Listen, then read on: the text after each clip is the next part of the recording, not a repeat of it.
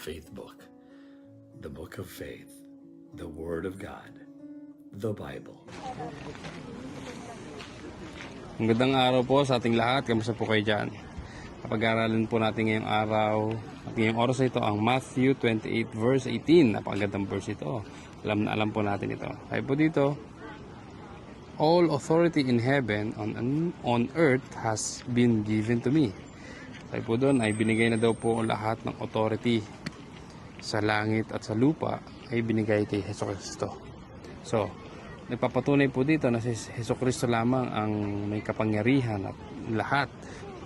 Siya ang may authority. At hindi lamang po siya guro.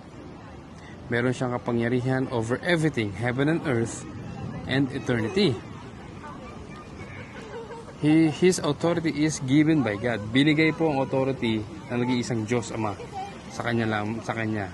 At kung tayo po ay magtitiwala kay Jesucristo, napakalaking sandigan po natin si Jesucristo.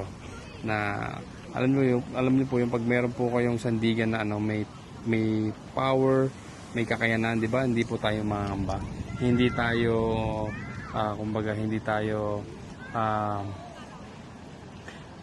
magkakameron tayong malaking pag-asa kasi ang ating sinasandalan ay may-ari ng buong sanlibutan.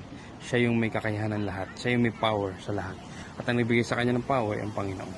Halimbawa, pag ikaw ay binigyan ng authority ng gobyerno na mamahala sa bayan mo na sukupan, di ba? You have a power. This is more than the government. Jesus Christ is more than everything. He is more than world. He is more than earth. Kaya kung magtitiwala tayo sa ating Panginoong Jesucristo, ay lahat po ng ating mawawala pong ating agam-agam, ang ating pangamba sa ating mga buhay-buhay. Lalo sa panahon po ngayon, kailangan po natin magtiwala sa Panginoon. Kailangan po natin magtiwala na si Jesus lamang ang may kakayanan ng lahat. Wala po tayong magagawa sa pagtaas ng mga gasolina, pagtaas ng bilihin, wala po tayong magagawa. Siya lamang ang may kakayanan ng lahat kung paano po ito mariresolba. Yan po yung kailangan po natin pagtiwalaan sa Panginoon. Pangatlo, it is the foundation for the mission. Right after this, Jesus sent His followers to go and make disciples. We can obey and go with confidence because Jesus is in control. Ayon. So, binigay ni Jesus ang authority, binigay ng Diyos ang authority kay Jesus, at si Jesus naman, binibigyan din tayo ng authority para para hindi maghari-harian, para ipahayag ang salita ng Panginoon. So, ngayon po mga kapatid, hindi lang po tayo nabubuhay sa mundo para hindi po na-stop ang ating pagkakakilala sa ating Panginoon. Hindi po na-stop na siya ay ating Diyos, ay ating tagapagligtas. Hindi po na-stop sa atin. Ang number one mission po natin dito sa mundo ay ihayag ang kabutihan ng Panginoon. Ihayag po kung ano po yung nararanasan natin sa ibang taong wala pang nararanasan ng katulad natin. Yun po yung pinapagawa po sa atin ng Panginoon. Ang sinasabi niya lang po dito, kung gagawin mo ito at ihahayag mo ang aking salita, ay poprotektahan kita, poproteksyonan kita sa anumang daan, sa anuman ang iyong bangin, anuman ang iyong puntahan. Poprotektahan tayo ng Panginoon. Sabi nga po, dumaan man tayo sa tubig, ay hindi tayo malulunod. Dumaan man ako sa apoy, hindi ako masusunog. Ganun po ka-powerful ang Panginoon. Kaya po sa atin mga kapatid, huwag po mawala sa buhay po natin bilang isang Kristiyano ang maghayag ng salita ng Panginoon. Ito po yung napaka-importante.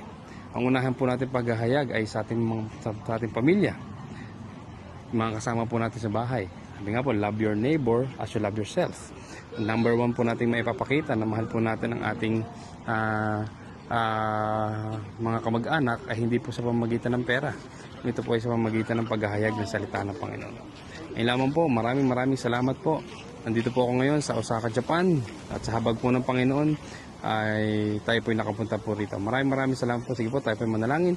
Panginoon, maraming salamat po sa oras na ito. Maraming salamat sa binigay mo sa aming salita mo na you have all authority, Panginoon. And then binibigyan mo kami, Panginoon, ng lakas ng loob para maghayag ng salita mo, Panginoon, sa mga tao na mga kasalamuhan po namin.